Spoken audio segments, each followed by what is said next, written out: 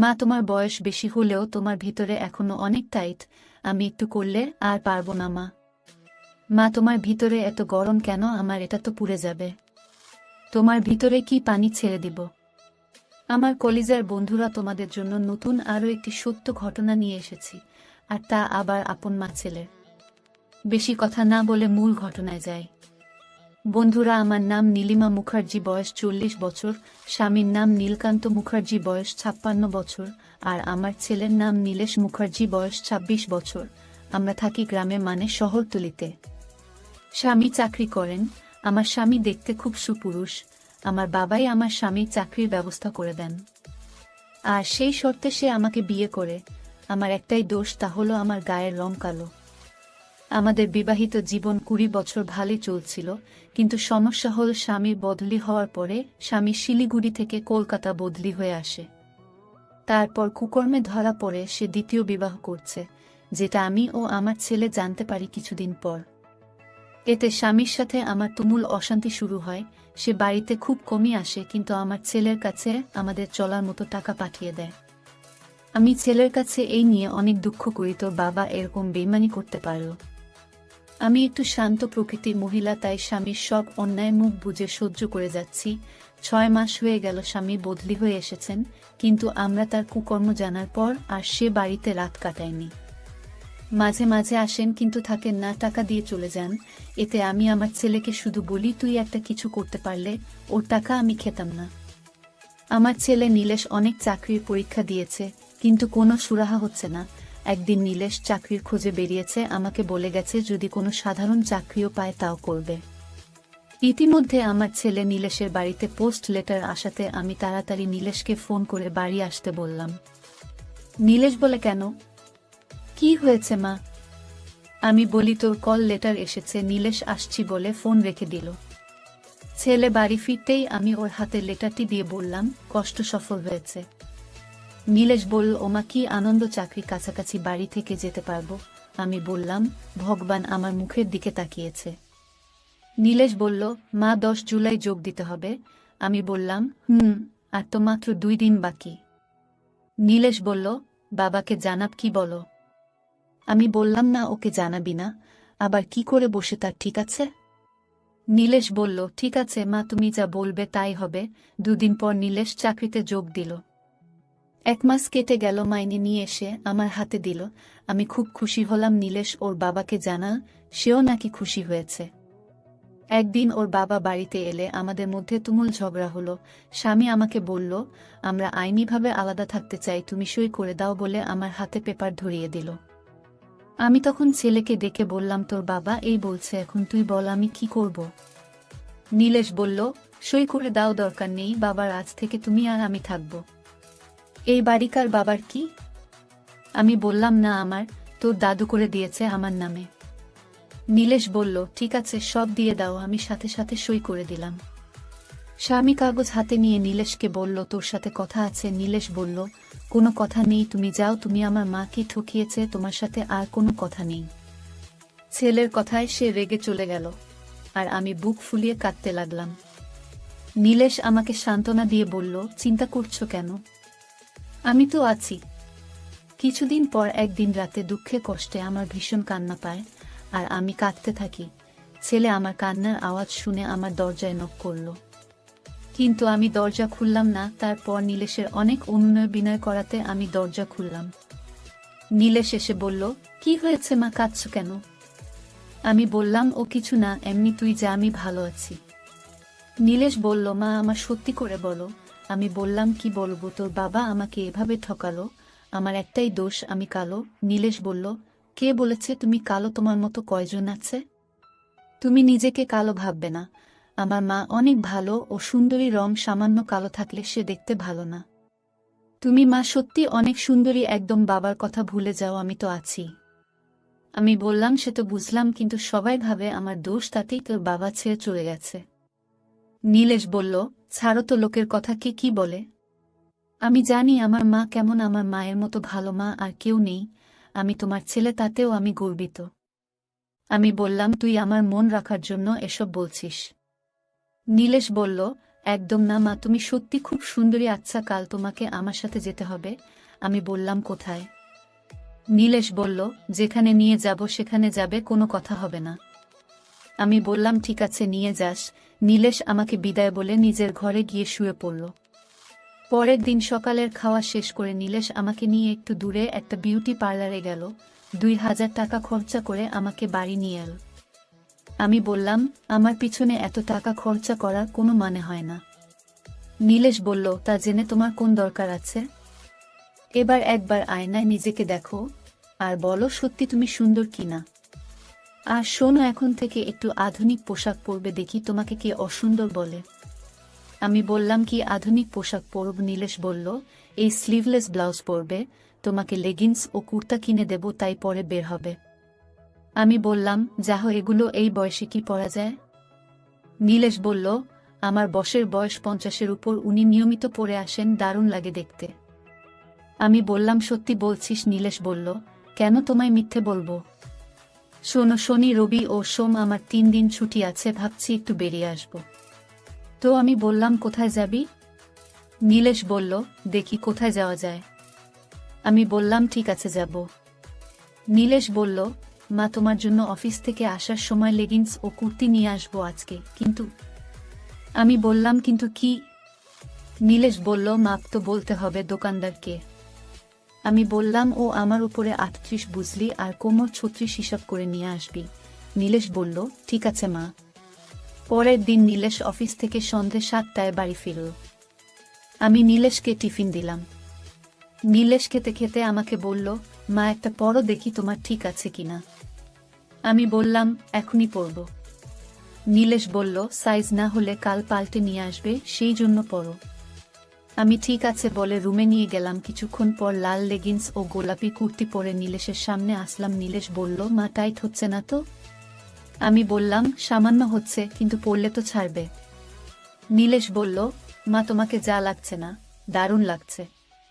তোমার বয়স 15 বছর কমে হয়ে গেছে, হেব্বি লাগছে। আমি লজ্জা পেয়ে বললাম, যা দুষ্টু। আবার বললাম, সত্যি আমাকে দেখতে ভালো লাগছে। নীলেশ বলল, দেখি পেছনটা। আমি ঘুরাও তো। আমি ঘুরে দাঁড়ালে বলল, মা, দাঁড়াও, তোমার একটা ছবি তুলি বলে মোবাইল নিয়ে আমার কয়েকটা ছবি তুলল। এরপর আমাকে দেখাল আমার সামনের সাইড ও পিছন থেকে তোলা ছবি এবং বলল, এবার সত্যি করে বলো আমার মা সুন্দরী কিনা। আমি বললাম, তোর ভালো লাগছে তো? নীলেশ বলল, সেটা মাকে কি করে বোঝাই? কত ভালো লাগছে। আবার বলল, এটা পাল্টে ওটা পরে আসো। আমি ঠিক আছে বলে চলে গেলাম। আবার কিছুক্ষণ পরে সেগুলো পরে নীলেশের সামনে আসলাম। নীলেশ বলল, বাহ, এটাই তো আরও দারুণ লাগছে মা তোমাকে। তুমি এত সুন্দরী, আমি কিন্তু আগে বুঝতে পারিনি। বাবা তোমাকে দেখলে আবার ফিরে আসবে। আমি রেগে গিয়ে বললাম, ওর কথা আর মুখে আনবি না, তবে আমি কিন্তু আর এসব পরব না।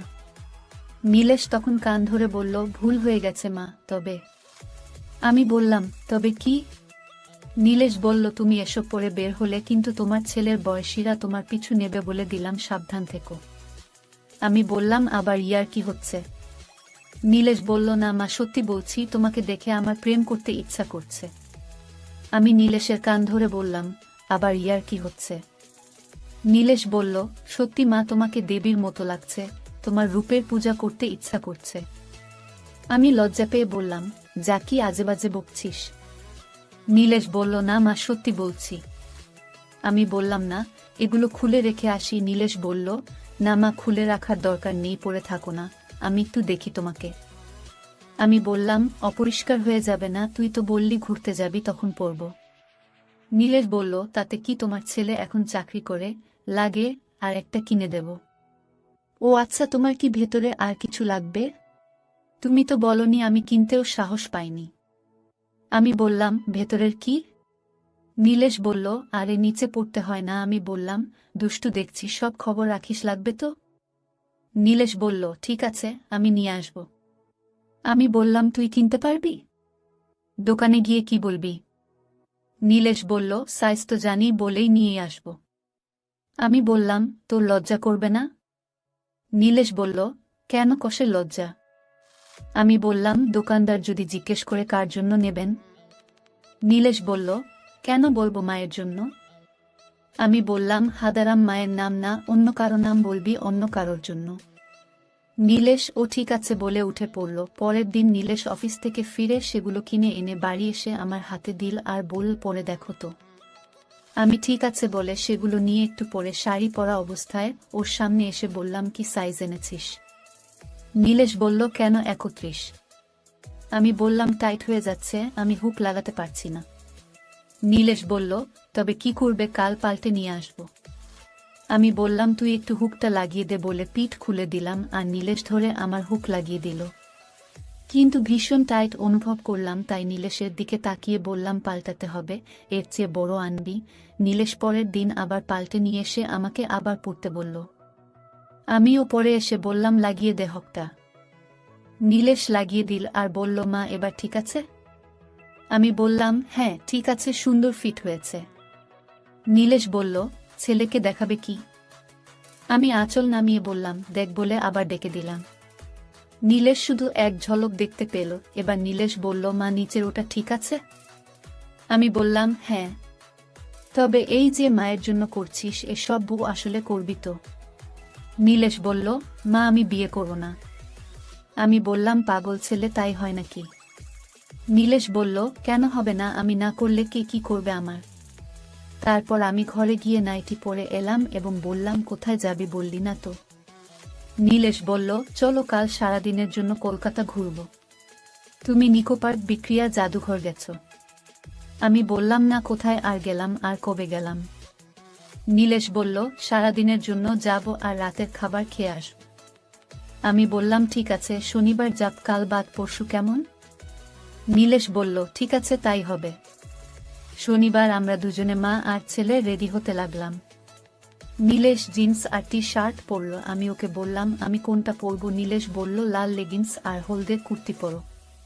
আমিও তাই করলাম। আমরা মা ছেলে বেরিয়ে 9:30টায় জাদুঘরে পৌঁছলাম। টিকিট কেটে ভেতরে ঢুকলাম, ঘণ্টাখানিক ভেতরে ঘুরে দেখলাম। তারপর বেরিয়ে রেস্টুরেন্টে ঢুকে খাওয়া দাওয়া করে ট্যাক্সি নিয়ে পার্কের দিকে গেলাম। সেখানে সব জোড়া জোড়া বসে আছে। নীলেশ আমাকে বলল, মা এখানে একটু বসবে? আমি বললাম, হ্যাঁ চল একটু বসি। আমরা পুকুরের পাড়ে চলে গেলাম। সেখানে একটা ফাঁকা বেঞ্চ পেলাম, সেখানে গিয়ে বসলাম। সব বেঞ্চে যা হচ্ছে তা বলে বোঝাতে পারবো না, সবকিছু ওপেন ভাবে ধরাধরি হচ্ছে। আমি একটু লজ্জা পেলাম আর এদিক ওদিক দেখছি, আবার নীলেশের দিকে তাকাচ্ছি। নীলেশ তখন বলল, মা এখান থেকে যাবে নাকি? আমি বললাম, কোথায় যাব?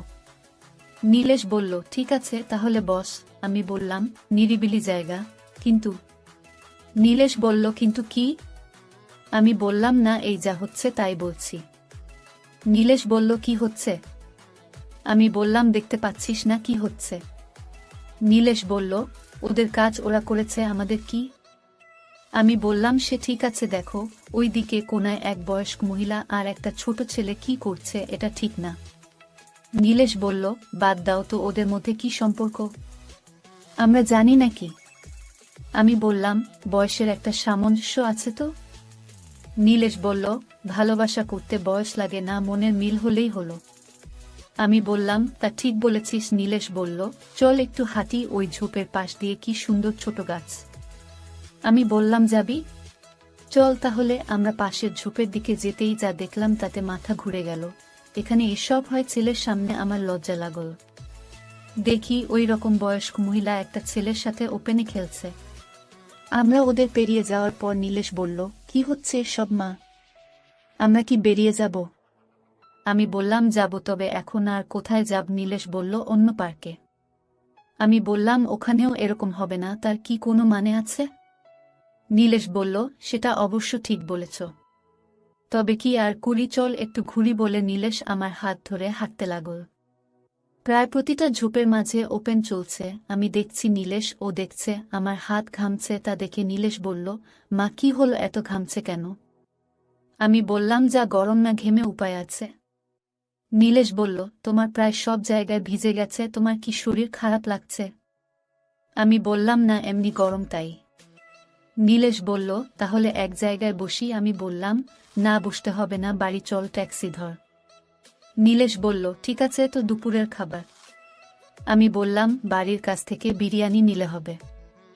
নীলেশ ঠিক আছে বলে সোজা বেরিয়ে ট্যাক্সি ধরে বাড়ির উদ্দেশ্যে রওনা দিলাম। আমি চুপটি করে বসে রইলাম, কোনো কথা বললাম না। 1 ঘন্টা 20 মিনিট লাগল আমাদের বাড়ি আসতেই আমি চেঞ্জ করে নিলাম। নীলেশ আমাকে বলল, মা তুমি কি আমার উপর রাগ করেছো, কোনো কথা বলছো না যে? আমি বললাম, না রে, কেন রাগ করব, আমার আসলে ভালো লাগছিল না বলে হু হু করে কেঁদে উঠলাম। নীলেশ বলল, মা কি হলো, কাঁদছো কেন? আমি বললাম, ওইখানে তোর সাথে না গিয়ে আমার যাওয়া উচিত ছিল তোর বাবার সাথে। তোর বাবা আমাকে ছেড়ে অন্যকে নিয়ে ফুর্তি করছে। কিছু না বাবা, তুই আমার সোনা ছেলে, তোর উপর রাগ করতে পারি, তুই আমাকে খুশি রাখার জন্য অনেক চেষ্টা করছিস। নীলেশ বলল, মা তোমাকে বলছি না, বাবাকে ভুলে যেতে, উনার কথা মাথায় আনবে না। আমি বলেছি তো বাবার অভাব আমি পূরণ করব, তোমার যখন যা লাগবে আমাকে বলবে, আর তুমি বাবার কথা ভেবে মন খারাপ করছো, এটা ঠিক না মা। আমি একটু হেসে বললাম, আমার ভুল হয়ে গেছে খোকা, মাফ করে দে। নীলেশ বলল, ঠিক আছে ঠিক আছে, ভেবেছিলাম কিছু কেনাকাটা করব, তা আর হলো না। আমি বললাম, কি আবার কেনাকাটা করবি? নীলেশ বলল, তোমার জন্য শাড়ি ও গয়না কিনো ভেবেছিলাম। আমি বললাম, কি গয়না? নীলেশ বলল, একটা নেকলেস। আমি বললাম, সত্যি বলছিস? নীলেশ বলল, তবে কি মিথ্যে, তুমি মুখ গোমরা করে চলে এলে। আমি বললাম, সন্ধ্যের পর আবার চলো। নীলেশ বলল, যাবে তো? আমি বললাম, হ্যাঁ যাব। দুজনে সন্ধ্যার পর গেলাম। পিসি চন্দ্র শপ থেকে একটা নেকলেস নিলাম, ও আমাকে শাড়ি ও স্লিভলেস ব্লাউজ কিনে দিল। সব কিনে বাড়িতে এলাম 9:30টার সময়। সামান্য বৃষ্টি হচ্ছিল। আমি বললাম, আগে খেয়ে নিই, তারপর দেখা যাবে। নীলেশ খেতে খেতে বলল, আর বাবার কথা মনে করবে না তো? আমি বললাম, না করব না, তোর বাবা আজ পর্যন্ত কোনোদিন একটা সোনা ও আমাকে দেয়নি। আমি খুব খুশি। খাওয়া শেষ হতেই নীলেশ বলল, এবার একটু পরে দেখাও। আমি দেখাচ্ছি বলে সব হাতে নিয়ে বললাম, আমার ঘরে আয়, ওখানে বসে পড়ব। নীলেশ বলল, দাঁড়াও, বাইরের সব বন্ধ করে দেই, তুমি গিয়ে পড়তে শুরু করো। তারপর নীলেশ গেট বন্ধ করে আলো নিভিয়ে আমার ঘরে এল। আমি তখন ভিতরের কাপড় বসে আছি।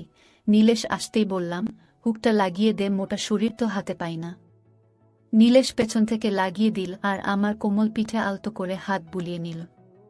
তারপর শাড়িটা পরলাম, সবশেষ নেকলেস পরলাম। তারপর আমি নীলেশের সামনে দাঁড়িয়ে কোনো কথা না বলে চোখ দিয়ে জল ছেড়ে দিলাম।